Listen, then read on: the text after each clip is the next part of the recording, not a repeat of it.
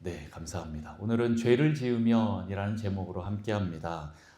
부제목으로는 죄의 결과라고 제가 적어놨습니다. 창세기 7번째 시간입니다. 지난 그 창세기 3장 1절부터 7절까지 말씀도 여러분 기억나시죠? 지난주 사단이, 뱀이 우리에게 의심을 갖게 하려고 거짓말로 접근하는 그 모습에 대해서 살펴봤습니다. 기억나시지요? 특별히 여러분의 약점을 파고든다라는 것도 여러분 기억하셨으면 좋겠습니다. 지난 한 주간 어떠셨습니까? 저는 이런 설교를 하고 나면 꼭 약점을 파고 들어오는 그 원수를 경험하게 됩니다. 한동안 좌절하고 포기할까 별 생각 다 들다가도 또 주님 만나고 또 다시 하나님 앞에서 회복해서 또 벌떡 일어나서 또 나오는 시간이 되는데, 혹시 여러분들 그런 시간이 있으셨다면 또 여러분도 힘을 내셔서 다시 또 일어나셔서 또 하나님 앞에 나오셨으면 좋겠습니다. 그렇게 원수가 다가와서 우리에게 거짓말로 또 의심을 주고 또 우리의 약점을 파고들면서 계속 거짓말로 우리에게 접근합니다. 그렇게 되면 어떻게 됩니까? 그때부터 하나님이 안 보이고 뭐만 보여요? 선악과만 보이는 거예요. 흰 도화지에 까만 점만 보이기 시작한다라는 거죠. 그러고 나면 어떻게 합니까? 됐다 하고 사탄은 뒤로 빠지고 우리 사람이, 인간이, 제가 스스로 그 죄를 선택하게 되는 그런 일들로 넘어가게 된다라는 겁니다. 여러분, 이렇게 거짓에 속아 넘어가지 않으려면 어떻게 해야 됩니까? 진리, 이 말씀, 이 복음에 여러분 올바로 서야 됩니다. 무엇이 복음인지 말씀인지 진리인지 명확히 아셔야 한다라는 거죠. 그렇게 알고 그 위에 올바로 서 있고 나면 여러분들 잘 흔들리지 않고 넘어져도 다시 쉽게 일어날 수 있다라는 것을 여러분 기억하시면 좋겠습니다. 자, 이렇게 인간이 선악과를 따먹고 난 뒤에 하나님께서 에덴 동산으로 찾아오십니다. 오늘 8절 말씀을 한번 같이 읽어볼까요? 시작. 그들이 그날 바람이 불 때 동산에 거니시는 여호와 하나님의 소리를 듣고 아담과 그의 아내가 여호와 하나님의 낯을 피하여 동산 나무 사이에 숨은지라. 아멘. 네, 그들이 그날 바람이 불 때, 옛날 번역에 보면 다른 데 서늘할 때 이렇게 했던 거 혹시 들어보셨습니까? 그래서 아마 해가 질 때쯤이지 않을까 이렇게 또 생각을 해봅니다. 그때 왜 하나님이 동산을 거니실까요? 그리고 거기서 하나님이 소리를 내셨을까요? 창세기를 우리가 다 통독을 했는데 이런 질문들을 하면서 여러분 읽어보시는지 잘 모르겠습니다. 많은 질문들이 있는데 질문이 답이 잘 안 되니까 그냥 훅 넘어가시는 경우도 많지요. 그래서 제가 이렇게 설교를 해드립니다. 말씀으로 그 질문들을 하나씩 물어보면서 이렇게 나갑니다. 왜 그렇게 하셨을까? 그런데 우선은 여러분 보기에는 지금 이렇게 하나님께서 이 바람이 서늘할 때 그리고 에덴 동산으로 들어오시는 그 모습을 보는 거예요. 이 모습은 온 우주 만물을 창조하신, 다시 말해서 초월하신 그 하나님께서, 창조주 하나님께서, 시간과 공간에 얽매이지 않는 그 하나님께서 인간의 그 시간과 공간으로 지금 찾아 들어오시는 모습이라는 거예요. 인간을 찾아오시는 그 하나님에 대해서 지금 우리는 볼 수가 있습니다. 초월의 그 영광을 포기하시고 우리 인간 세계로 들어오시는 그 하나님, 인간의 역사에 개입하러 들어오신다라는 거예요. 바람이 불 때 동산에서 우리의 시간과 공간을 말씀하시죠. 실은 이것은 하나님과 교제하는 시간과 장소를 말하는 거예요. 정기적으로 하나님은 그 에덴 동산에 들어오셔서 그 아담과 교제하셨다라는 겁니다. 그 시간이, 네.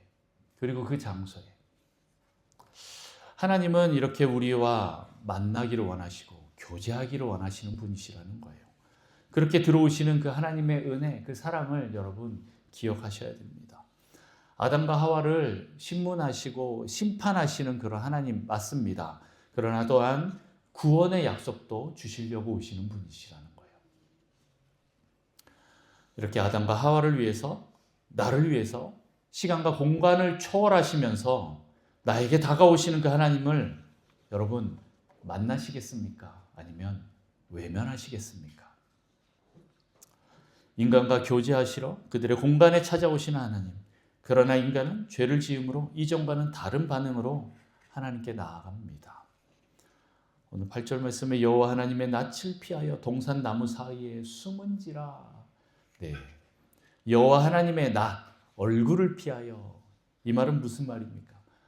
네, 우리 교회 올해 표어가 뭐지요?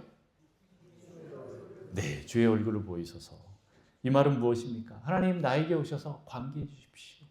교제하시죠. 제발 나에게 좀 얼굴 좀 보여주셔서 주님의 뜻을 좀 말씀해 주십시오. 주님을 더 깊이 알기를 원하고 교제하기를 원하고 더 친밀해지고 싶습니다. 주님과 더 가까워지고 싶습니다. 라는 그런 우리의 고백입니다. 그런데 아담과 하와는 하나님을 피합니다. 왜요? 죄를 지었으니까요. 하나님의 뜻을 처음으로 거역하고 반역했으니까 하나님의 낯을 피합니다. 도저히 하나님의 얼굴을 볼 수 없게 됩니다. 두려움과 수치가 몰려옵니다. 그런데 주님은 이거 모든 것을 회복하기 원해서 내 얼굴 좀 보자, 너 얼굴 좀 보자 라고 하면서 다가오시는 거예요. 그런데 많은 사람들이 죄를 짓고 나면 그 얼굴을 보고 싶지 않아서 도망갑니다. 자, 어쨌든 오늘 인간은 죄를 지으면 어떤 일이 일어나는지 오늘 살펴보면서 죄의 결과들을 좀 보면 좋겠습니다. 자, 죄를 지으면 첫 번째 무엇입니까? 방황하여 숨으려 한다라는 것이죠. 그러나 하나님은 찾으시는 분이세요. 우리는 도망가고 방황하고 숨지만 하나님은 우리를 찾으시는 분이에요. 그리고 우리와 관계에 더 관심을 갖고 계시는 거예요. 그래서 인간의 회복에 더 관심이 있으신 분이십니다. 오늘 8절 9절 말씀 제가 읽습니다. 그들이 그날 바람이 불 때 동산에 거리시는 여호와 하나님의 소리를 듣고 아담과 그의 아내가 여호와 하나님의 낯을 피하여 동산 나무 사이에 숨은지라. 여호와 하나님이 아담을 부르시며 그에게 이르시되 네가 어디 있느냐. 하나님이 지금 몰라서 찾으시나요? 아니지요. 네, 다 아시면서도 찾으시는 겁니다. 물론 신문과 심판을 하시려고 하는 것도 있습니다. 하나님 신문하실 때 어떻게 합니까? 아주 구체적이고 집요하게 물어보십니다. 너 왜 그랬냐? 이렇게 물어보시죠. 아담은 죄를 지어서 두려움 때문에 숨지만 하나님은 아담의 죄보다 하나님과 관계하기 위해서 더 관심 있어 하시면서 찾아오십니다. 그러면서 계속 말을 거시는 거예요. 관계에 더 관심이 있기 때문에 계속 말을 거시는 거예요. 안 그러면 어떻게 해요? 야, 너 사형 딱 집행하고 끝나면 되지요. 뭐 그렇게 질질 끕니까? 네. 그럼에도 불구하고 하나님이 계속 우리에게 다가오시는 이유는 구체적으로 이 문제를 직면해서 해결하기 위해서 그렇게 다가오시는 거예요. 그래서 회개하고 다시 하나님이 준비하신 그 구원의 삶을 살아갈 수 있게 우리를 계속 몰고 가시는 거예요. 하나님이 그 아들, 딸과 함께 계속 관계하고 싶으셔서 이 죄의 문제를 해결하시려고 그 문제를 집요하게 파고드십니다. 여러분, 하나님이 찾으시면 도망가지 마십시오. 하나님 앞에 나가십시오. 네, 도망가고 싶으시죠? 여러분, 하나님이 찾으시면 도망가지 마십시오. 네, 할렐루야. 물론 책망과 심판도 있으십니다. 하지만 회복의 길도 함께 열어주시는 분이 그 은혜의 하나님, 긍휼의 하나님이심을 여러분 기억하시고 믿으시길 바랍니다. 자, 어쨌든 인간은 죄를 지으면 방황하고 당황스러워서 숨으려고 합니다. 사탄이 계속 거짓 메시지를 넣어줘요. 야, 너 끝났어. 너 그 상태로 하나님 앞에 나가면 너 죽어. 지금 당장 숨어서 화를 노면해. 이렇게 거짓 메시지가 나옵니다. 여러분, 하나님 피할 수 있는 사람 있습니까? 하나님 앞에서 숨을 수 있는 사람 있습니까? 없습니다. 그런데 원수는 계속 거짓말로 인간의 마음을 뒤집어 놓습니다. 너 안 돼. 도망가. 죽어. 그렇게 계속 얘기합니다. 그렇게 하나님 앞에서 도망가게 만들고 숨게 만들어서 어디까지 가요? 회복의 길로 절대 못 들어가게 합니다. 그리고 스스로 방치하도록 만들어요. 하나님이 계속 문을 두들기고 있는데 우리 아이들 삐지면 어떻게 합니까? 방문을 쾅 닫고 들어가서 싫어. 더 이상 관계 안 할래. 왜요? 네, 계속 혼날 것 같으니까. 그런데 부모님 마음은 어떻습니까? 그 문제를 온전하게 해결해서 다시 회복시키려고 실은 그 일들을 하는 거죠. 오늘 하나님은 계속 우리를 찾으십니다. 네가 어디 있느냐? 몰라서 물으시는 게 아니에요. 여러분, 죄를 짓고 난 뒤에 넘어지면요, 거기서 도망가거나 숨지 마십시오. 포기하지 마십시오. 하나님께서는 여러분을 찾으셔서 회복시켜 주실 것입니다. 그 사랑과 은혜를 한번 믿어보십시오. 물론 신문과 심판과 벌을 받아야 하는 것도 있겠지만 회복의 은혜도 있다라는 것을 여러분 믿으시기 바랍니다.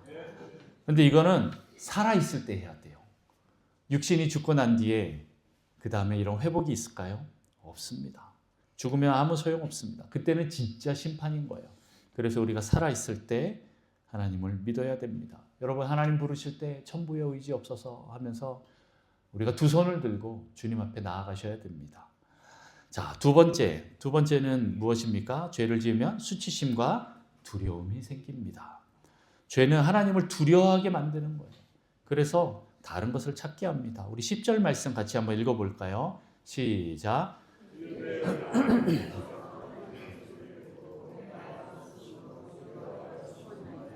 아멘. 네.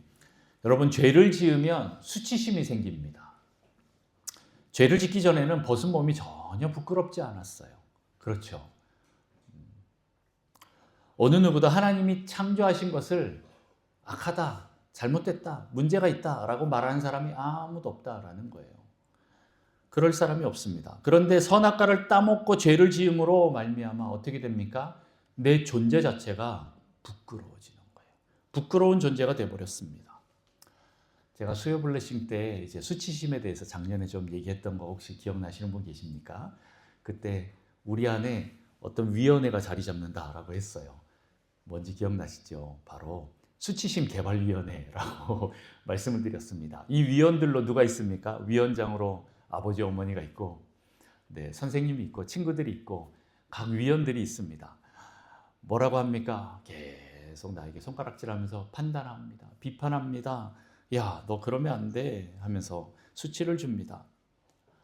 그러다 보면 이게 이제는 내가 위원장으로 앉아서 계속 나의 수치를 찾다가 또 어떻게 됩니까? 다른 사람의 수치도 찾아요. 다른 사람의 수치도 계속 찾습니다. 그렇게 하다 보면 어떤 느낌이 든다고 했습니까? 기억나시나요? 나만 애벌레 같고 다른 사람은 다 나비 같아 보이는 거예요. 이게 수치심인 거예요. 다른 사람은 다 나비인데 왜 나만 애벌레지? 이렇게 느끼게 되는 거예요.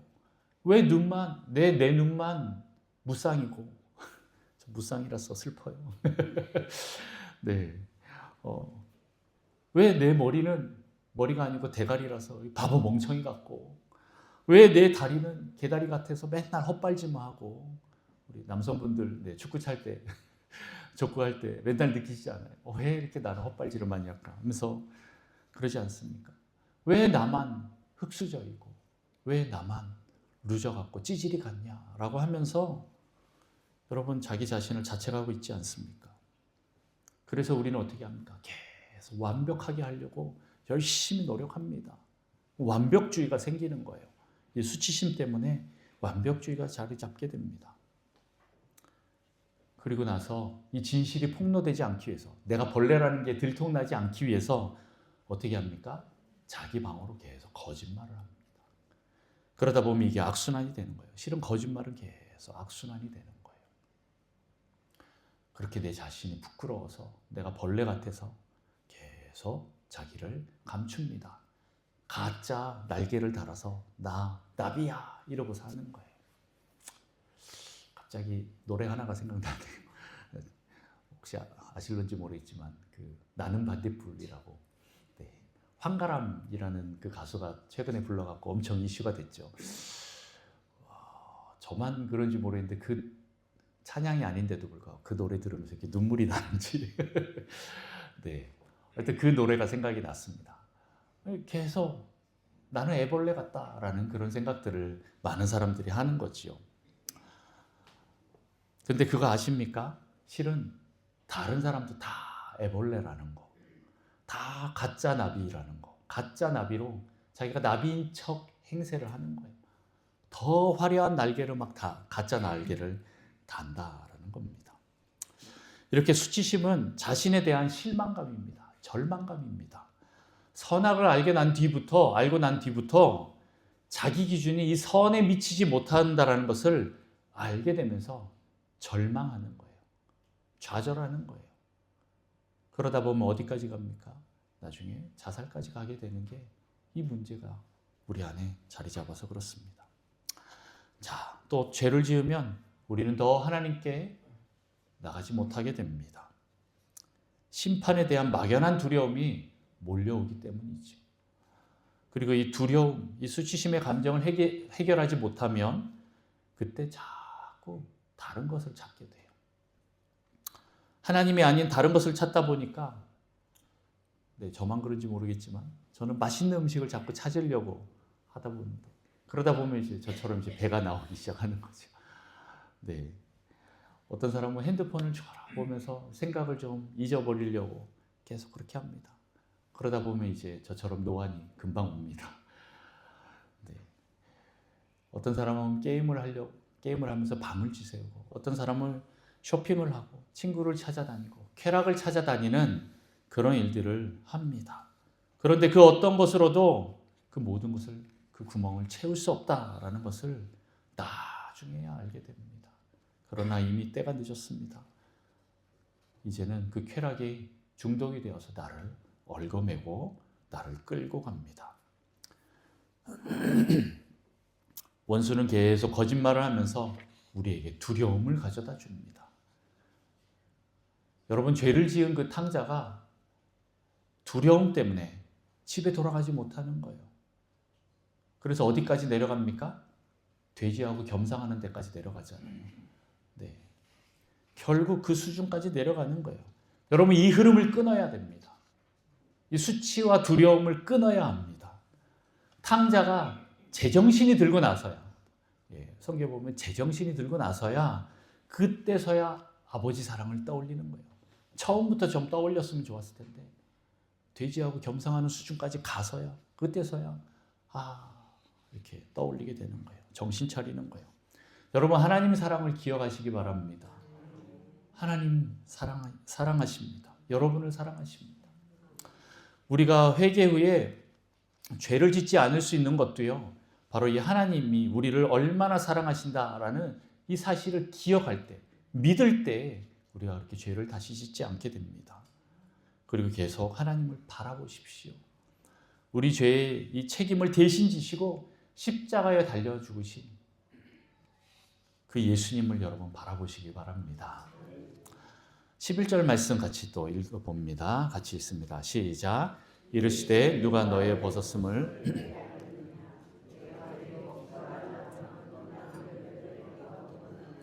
아멘. 네. 여기서 하나님이 또 질문을 합니다. 첫 번째 질문 뭡니까? 누가 너의 벗었음을 내게 알렸느냐라고 이렇게 질문합니다. 벗었음이 예전에는 문제가 안 되었는데 이제는 문제가 된다라는 것을 질문을 하시면서 너 죄를 지었구나라고 이렇게 얘기하시는 겁니다. 여러분, 하나님이 아담이 정신 똑바로 아담이 하나님 없이 한 모든 것은요, 하나님 없이 무언가를 만들어냈다라는 것은 그건 죄일 가능성이 큽니다. 어둠은요, 빛이 없는 상태를 말하는 거예요. 하나님 없는 상태가 바로 죄라는 겁니다. 그래서 여러분, 하나님 없이 뭘 많이 하려고 하지 마십시오. 하나님 안에서 뭐 많이 안 해도 되니까 그 안에 있으십시오. 뭘 잘못하는 것보다 여러분, 하나님을 떠나는 것 자체가 죄이기 때문에 여러분 계속 하나님 안에 있으시려고 하십시오. 하나님 떠나서 뭔가 계속 하다 보면 그게 우리를 죄로 계속 이끌고 갑니다. 두 번째 질문은 무엇입니까? 내가 내게 먹지 말라 명한 그 나무 열매를 내가 먹었느냐라고 먹지 말라고 한 그 말씀을 거역하는 것에 대해서 지적하고 질문하고 있습니다. 왜 거역했냐? 이 말은 어떤 말입니까? 인간을 이 땅을 다스리는 통치자로 주셨지만, 그래서 이 모든 것을 다 먹을 수 있지만, 그러나 한 가지 선악과만은 먹지 말라고 말씀하셨는데 이것을 먹었다라는 거예요. 여러분, 이 선악과를 보면 무엇이 생각날까요? 바로 창조주 하나님, 참신이 누구인지를 알게 되는 거예요. 내가 신인 줄 알고 이 땅을 다스리고 그런 통치하는 존재로 하나님께서 나에게 이 세상에 오게 하셨는데, 그런데 그걸 하다가 착각하는 경우가 있어요. 내가 창조주의라고 생각한다라는 거죠. 나는 하나님의 대리자인데 내가 하나님 대신하여서 내가 창조주가 된 줄 안다라는 거예요. 바로 이 선악과는 창조주 하나님, 참신이 누구인지 알게 하는 장치였다라는 것입니다. 선악과를 보면 어떤 느낌이 듭니까?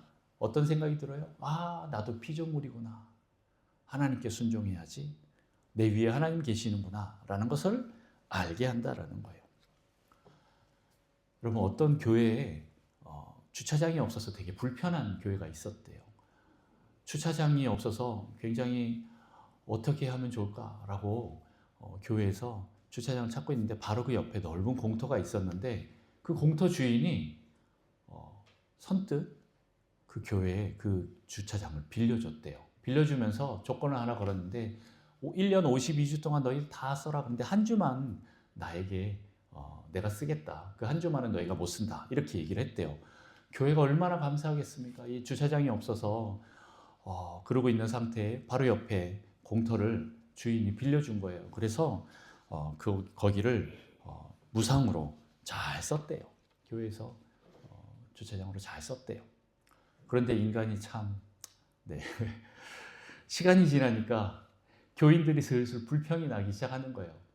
빌려주려면 다 빌려주지 왜 그 한 주 꼭 빼놓고 빌려줘갖고 52주 잘 써야 되는데 그 51주만 쓰고 한 주는 왜 꼭 차를 다른데 멀리 갖다 대게 하냐고, 왜 이렇게 힘들게 하냐고 하면서 막 성도들이 입이 대빨 나오기 시작한 거예요. 불평하기 시작하는 거죠. 그러니까 목사님이 그 주인을 또 찾아간 거예요. 저 혹시 1년 52주를 다 우리에게 빌려주지 못하는 어떤 이유가 있습니까?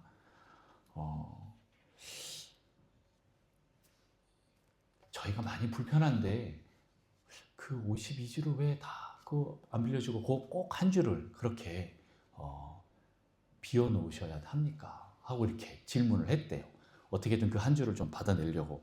그랬더니 주인이 뭐라 그런지 아십니까? 그래야 내가 이 땅의 주인이라는 거 여러분 알잖아요. 이렇게 얘기를 하시는 거예요. 평소에 감사의 뜻을 잘 전하지 않아도 괜찮아요. 그런데 1년 중에 이 한 주를 통해서 이 땅의 주인이 누구인지 좀 알아야 하지 않겠습니까? 이렇게 말씀을 하시더래요. 여러분, 에덴 동산의 선악과가 그런 역할을 합니다. 참 하나님, 참신이 누구인지 알게 하는 역할을 하는 거예요. 우리는 다른 모든 나무의 열매는 다 먹어도 되지만 그 한 나무, 그 열매만큼은 따먹지 말아야 합니다. 그것이 우리가 하나님의 선을 넘지 않는 거예요. 여러분, 선 넘는 거 별로 안 좋아하시잖아요. 누가 내 선을 넘어서 들어오면 정말 기분 나쁘잖아요. 그러면서 맨날 하는 얘기, 선을 넘네, 이런 얘기 많이 하잖아요. 그 선이 바로 이건 거예요. 동산 모든 나무는 다 우리에게 주셨는데 요 한 나무, 요거 선이다, 요거만은 넘지 마라 라고 놔두신 거예요. 여러분, 죄의 선을 넘지 마시길 축복합니다. 자, 세 번째, 죄를 지으면 세 번째 특징 무엇입니까? 책임을 회피하며 남에게 전가한다라는 거예요. 죄를 지으면 죄를 지어도 시인하지 않는 거예요. 그렇게 시인하지 않습니다. 그리고 책임을 다른 사람에게 전가합니다. 결국 자기는 책임 안 지고 하나님께 이 책임을 전가하려고 하는 거예요. 여러분, 죄를 지었을 때 하나님이 여러분에게 다가오셔서 왜 죄를 지었냐라고 이렇게 물으시면 여러분 뭐라고 대답하시겠습니까? 회개하면 좋겠는데 오늘 아담은 오히려 자신의 죄가 그 책임이 나에게 있지 않고 여자에게 있습니다라고 책임을 전가합니다. 우리 12절 말씀 같이 한번 읽어볼까요? 12절 읽습니다. 시작.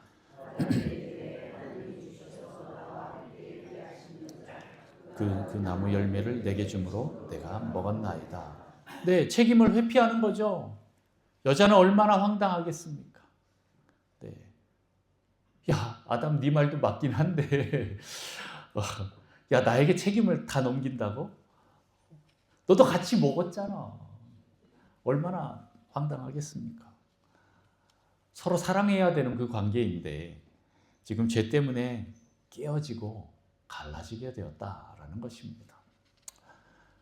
그런데 아담의 말을 잘 들어보면 결국 누구에게까지 책임을 전가하고 있나요? 누구를 원망하고 있어요? 하나님이 주셔서 나와 함께 있게 하신 여자 그가 라고 이렇게 말하고 있어요. 그냥 여자가 이렇게 얘기하지 않고 하나님이 나에게 주신 그 여자 그가 이렇게 얘기를 하고 있어요. 이 여자 하나님이 주셨잖아요. 그러니 하나님도 일부 잘못이 있어요. 그렇게 말하는 거예요. 여자에게뿐만 아니라 하나님에게까지 책임을 전가합니다.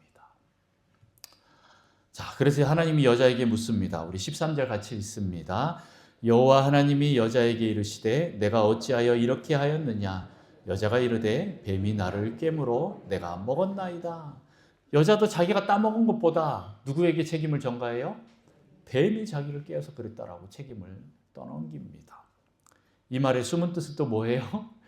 하나님이 창조하신 그 뱀. 네.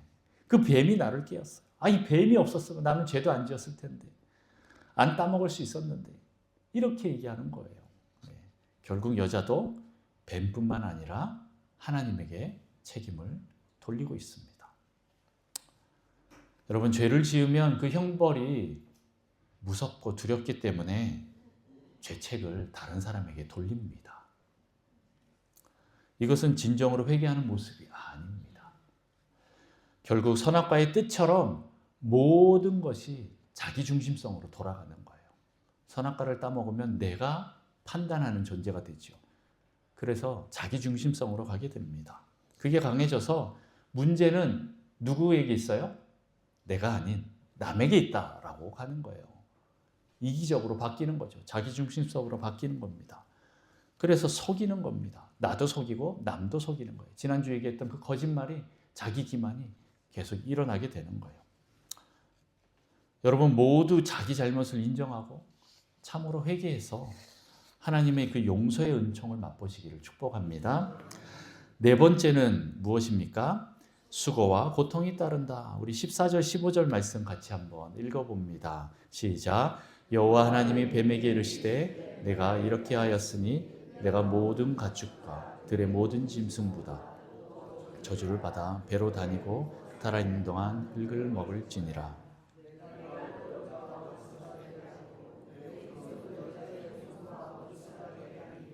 여자의 후손은 내 머리를 상하게 할 것이요 너는 그의 발꿈치를 상하게 할 것이니라 하시고. 아멘. 네, 하나님께서는 뱀에게는 신문하지 않으십니다. 바로 심판하십니다. 형벌을 내리시는 거예요. 그런데 인간에게는 회개의 기회를 주시는 겁니다. 인간에게는 육체로 살아있는 동안 회개를 기회를 주시는데 사단이나 천사나 뱀은요 기회가 없어요. 그런 기회가 없습니다. 바로 심판을 받습니다. 왜 묻지도 않습니다. 그러나 인간에게만 회복의 기회를 주셔요. 그런데 이게 우리의 육과 영혼이 분리되는 죽는 그날, 그 뒤부터는 여러분 기회가 없다라는 것을 기억하십시오. 천주교에서 죽고 난 뒤에도 기도하고 헌금 많이 하면 회개의 기회가 있는 것처럼 면죄부를 주는 경우가 있습니다. 그런데 이것은 잘못된 것입니다. 여러분 살아있을 때 하나님께 회개하면서 이렇게 용서함 받으시기를 바랍니다. 자, 이렇게 죄에는 상응하는 벌이 따르나요. 그리고 그 책임을 져야 됩니다. 뱀은 바로 저주를 받아서 어떻게 됩니까? 배로 땅을 기어다니게 되고 그 다음에 어떻게 돼요? 흙을 먹게 되어 있어요. 여자와 그리고 원수가 되게 합니다. 뱀의 후손과 여자의 후손이 원수가 되게 하는 그런 결과로 갑니다. 그리고 나중에 어떻게 됩니까? 여자의 후손이 뱀의 머리를 밟아버려요. 상하게 합니다. 그런데 뱀은 여자의 후손의 발뒤꿈치를 상하게 할 것이다. 이렇게 말하고 있는 거죠.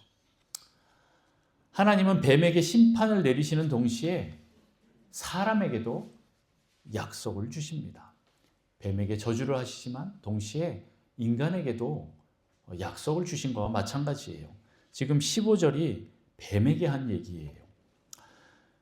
그렇게 여자의 후손이 뱀의 후손과 원수가 되어서 원수인 뱀이 그 머리를 밟히게 되는, 상하게 되는 그 약속을 지금 뱀에게만 한 게 아니라 인간에게도 지금 말씀하신 것입니다. 우리는 이것을 원복음이라고 합니다. 여자의 후손이 바로 메시아라는 것을 의미하고 하나님께서 우리 인간이 죄를 짓고 타락하면서 바로 그 순간 또 회복의 그 길들을 열어놓으셨다라는 겁니다. 우리가 죄를 지었음에도 불구하고 회복의 길을 준비하시는 분이 하나님이시다라는 것을 여러분 기억하십시오.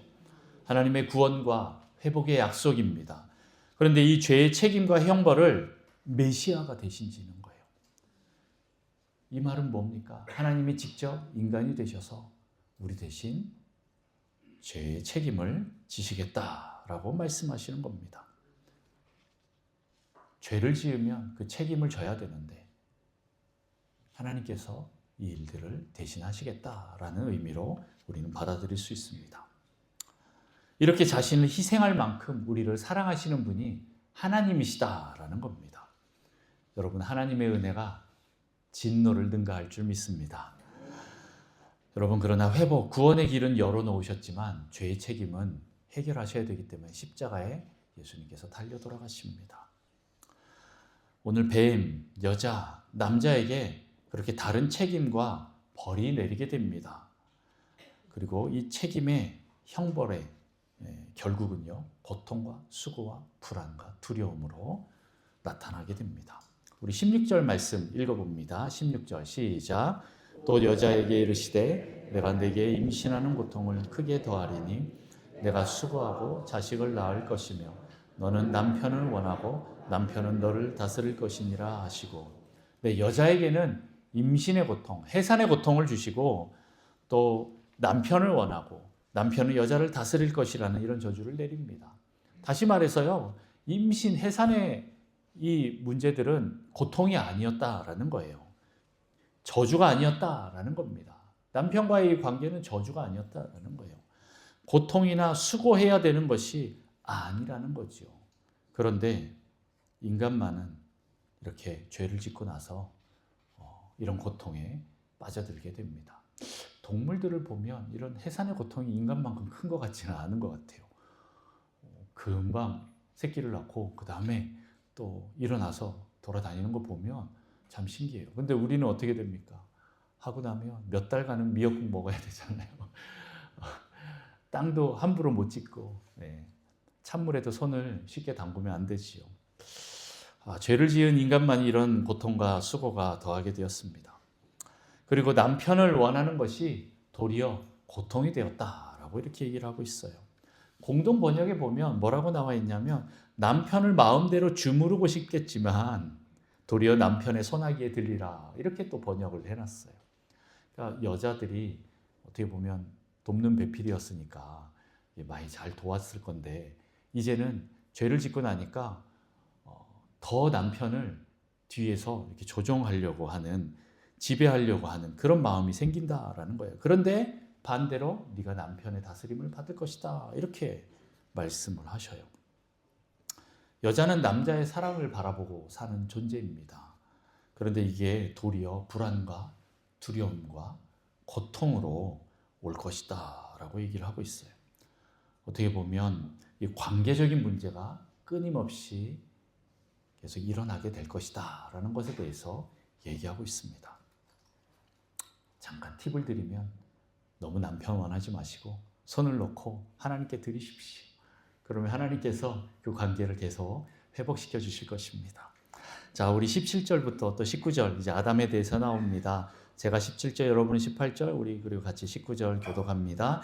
아담에게 이르시되 내가 내 아내의 말을 듣고 내가 내게 먹지 말라 한 나무의 열매를 먹었은즉 땅은 너로 말미암아 저주를 받고 너는 내 평생에 수고하여야 그 소산을 먹으리라.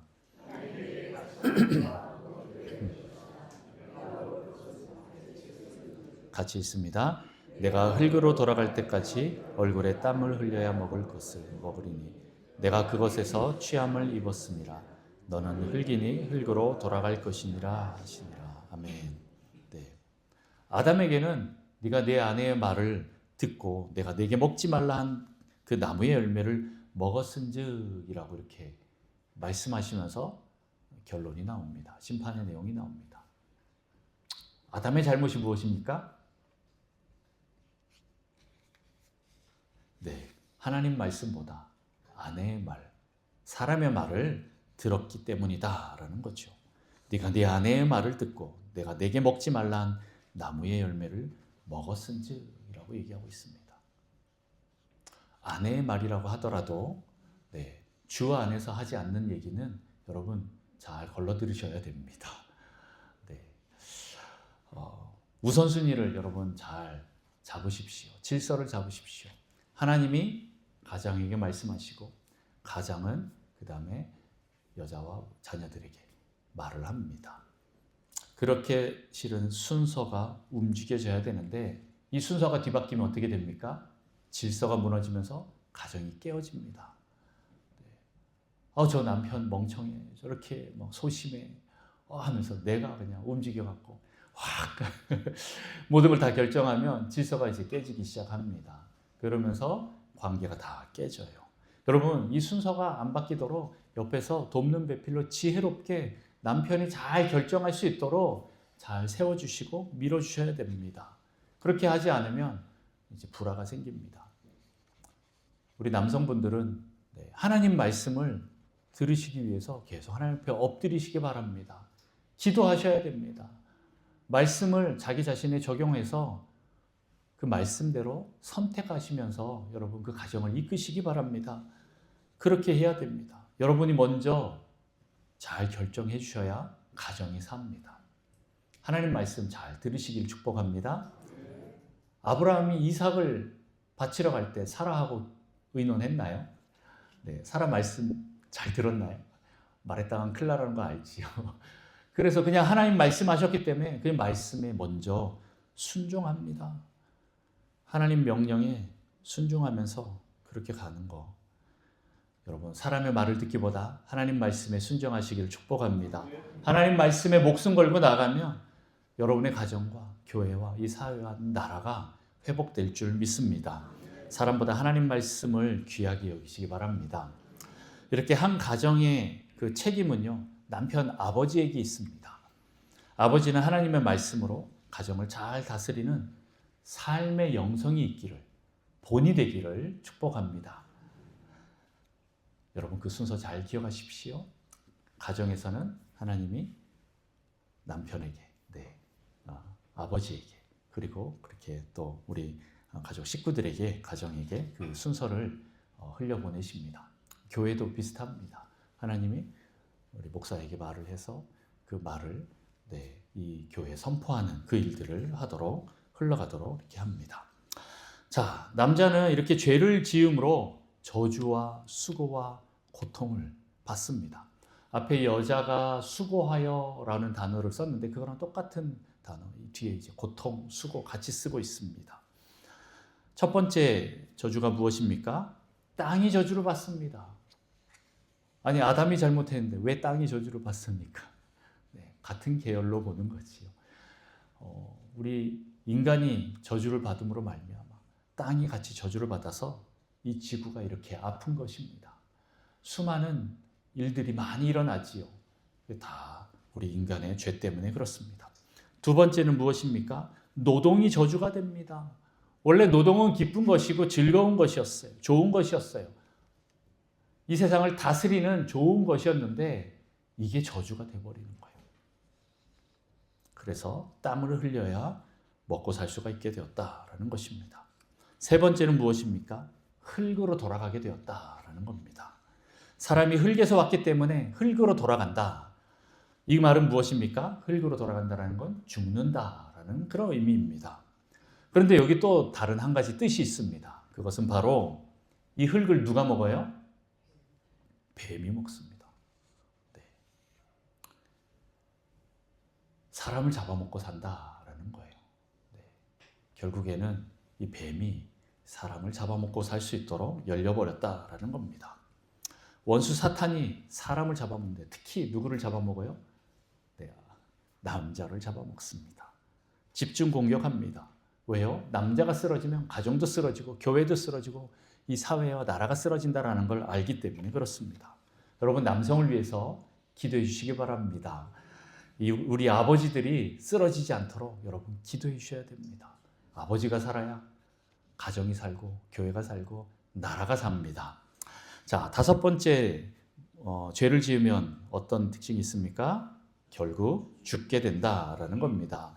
우리 19절 말씀 한번 읽어볼까요? 19절 시작. 내가 흙으로 돌아갈 때까지 얼굴에 땀을 흘려야 내가 그것에서 취함을 입었음이라 너는 흙이니 흙으로 돌아갈 것이니라 하시니라. 네, 죄의 결과는 사망이다라는 거예요.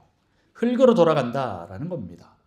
그리고 하나님과 생명나무로부터 분리가 일어나게 됩니다. 결국 죽게 된다라는 거예요. 22절부터 24절까지 교독합니다. 제가 22절, 여러분 23절. 여호와 하나님이 이르시되 보라 이 사람이 선악을 아는 일에 우리 중 하나같이 되었으니 그가 그의 손을 들어 생명나무 열매도 따먹고 영생할까 하노라 하시고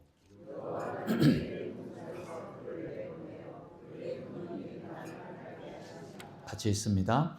이같이 하나님이 그 사람을 쫓아내시고 에덴 동산 동쪽에 그룹들과 두루 도는 불칼을 두어 생명나무의 길을 지키게 하시니라. 아멘. 네, 하나님이 생명나무를 감추십니다. 나중에 계시록 22장에 보면 이 생명나무가 다시 나오는데 그때까지 잠시 감춥니다. 왜요? 죄를 해결하지 않은 그 상태에서 생명나무를 따먹으면 그게 진짜 참 저주가 되어버리기 때문에 그렇습니다. 죄된 상태를 이게 해결하지 않고 죄의 상태로 그대로 영생으로 들어가 버리면 안 되기 때문에 그런 거예요. 죄를 해결하고 천국에 들어가야 참으로 하나님과 동행하면서 영생하는 그런 일들이 일어나게 되는데 내가 이 죄의 상태를 해결하지 않고 생명나무를 먹어버리면 안 되기 때문에 그렇습니다. 그래서 생명나무를 감춘 것은 어떻게 보면 하나님의 사랑입니다.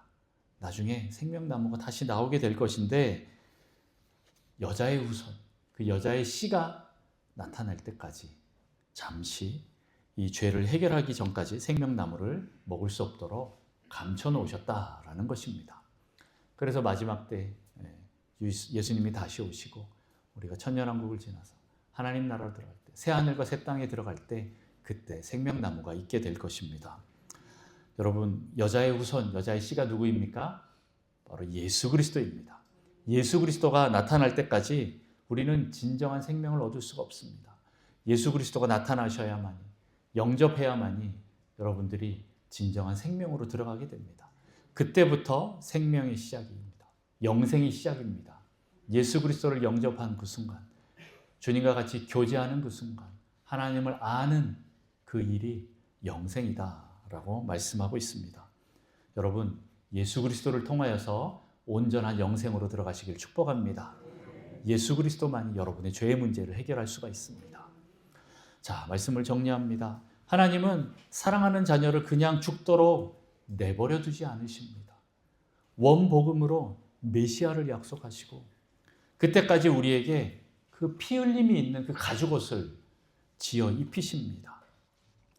또한 생명나무를 막으심으로 죄를 해결하고 영생에 들어가도록 하시는 그 하나님의 사랑을 표현해 주십니다.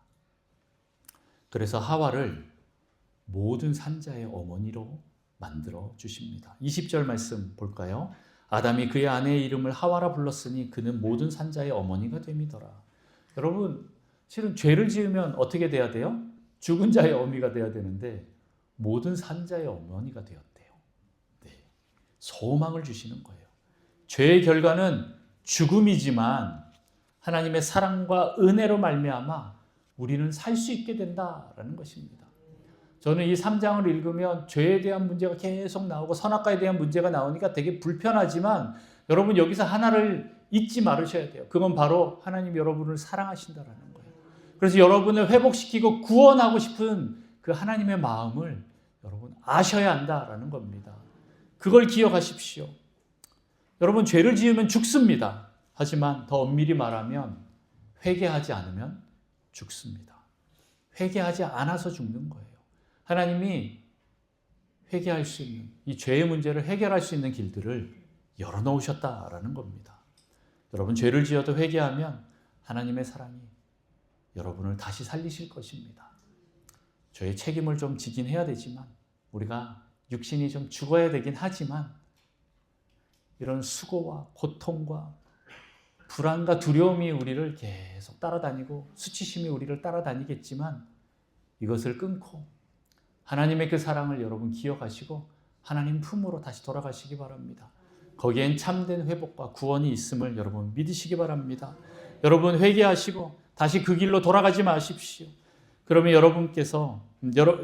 하나님께서 구원과 회복의 길을 여러분에게 열어놓으실 것입니다. 그래서 여러분 모두 구원받아서 영생으로 들어가시기를 축복합니다. 기도하겠습니다. 하나님 아버지 감사합니다. 오늘 우리가 죄를 지으면 방황하여 숨으려고 하고 또 수치심과 두려움이 생기고 또 책임을 회피하면서 남에게 전가하려고 하고 또 우리에게 수고와 고통과 불안과 두려움이 따르고 결국 죽음까지 우리에게 오는 그 결과들을 보았습니다. 그러나 하나님께서는 그 사랑하시는 자녀를 그냥 죽도록 내버려 두지 않으신다라는 것도 하나님 우리가 말씀을 들어 깨달았습니다. 하나님 우리를 회복하시고 구원하시고자 하시는 그 사랑의 하나님을 이 시간 만나길 원합니다. 하나님 우리에게 하나님의 그 사랑을 우리에게 보여주셔서 내 안에 수많은 불평과 원망들이 감사로 바뀌게 하여 주시고 하나님이 나의 참된 하나님이시다라는 것을 참된 창조주 하나님이시라는 것을 날마다 인정하고 그 주님께 겸손하게 순종하며 나아가는 저희 될 수 있도록 축복하여 주옵소서. 하나님 우리가 회개하겠습니다. 회개합니다. 하나님 우리의 죄악들을 용서하여 주시고 예수 그리스도의 그 십자가의 보혈로 말미암아 우리를 온전하게 구원하셔서 회복의 길로 들어갈 수 있도록 주님 축복하여 주옵소서. 그래서 우리 모두 구원받아서 영생으로 들어가는 놀라운 은혜 주님 우리에게 허락하여 주옵소서. 하나님 날마다 주님과 교제하며 동행하며 살아가는 저희 되게 하여 주시옵소서. 감사드리며 예수님의 이름으로 기도합니다.